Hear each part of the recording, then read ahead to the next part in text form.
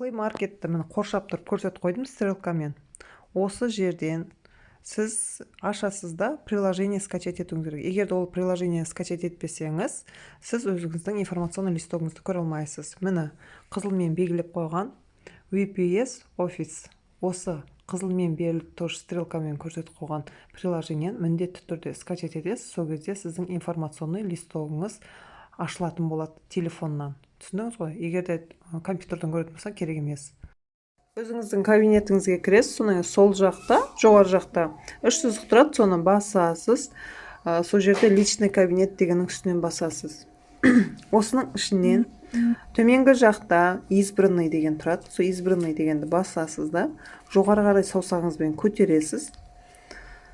Информационный листок дегенді тауып алып басасыз үстінен. Сол кезде сізге міне осындай не шығады. Полностью өзіңіздің информационный листогыңыз, период. Яғни қазір екінші каталог, сол екінші каталогты көргіңіз келсе, міне осылай шығады. Тип дегеннің ішінен оң жағында стрелка төмен қарап тұр, соны басамыз. Стрелканы төмен қараған кезде осының ішінен персональный группа плюс все 22% дегенді басасыз. Одан кейін формирование отчета дегенді басасыз. Тосасыз. Сол кезде міне информация, отчет активности успешно сформирован деп шығады. Нажмите здесь деген черный үстінен басасыз, қара жазудың үстінен. Сол кезде міне ана жаңағы файл скачать етіледі. Сол скачать етілген файлды ашасыз. Бұл жерде не көруге болады? Бұл жерде сіздің соңыңыздан ерген адамдарды көруге болады.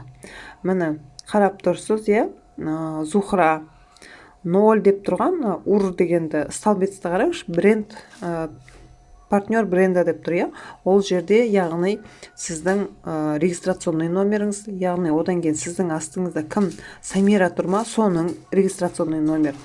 Сол партнер бренданың жанында ур деп тұр, яғни бұл номерация, яғни сіз 0-ші, яғни сіз ең басына тұрғанай 0 деп есептелді. Сіздің астыңыздағы адам уже 1, 2 деп кете береді.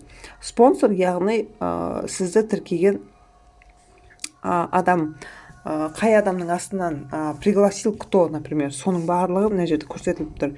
Енді это не важно. Мынау сіздің астыңыздағы адамдар, Самира, Зарина, Гүлнар, Арайлым, Асия, Маржангүл, Ұлдана, Ақбота, Тоғжан, Сымбат, Валерий, Дарын, Қарлығаш, Алтынгүл, Енді соның жанында телефондар тұр, сол телефондармен сіз обзвонға шығуыңыз керек.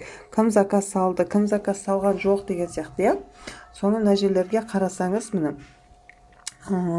личный, яғни кім заказ салды, ББ личных деген кезде бұл жерде кім заказ салды, сол көрініп тұрады. Түсіндіңіз ғой, кім қандай процентте тұр, соның барлығын осы жерден көруге болады. Осының барлығын осы жерден көруге болады.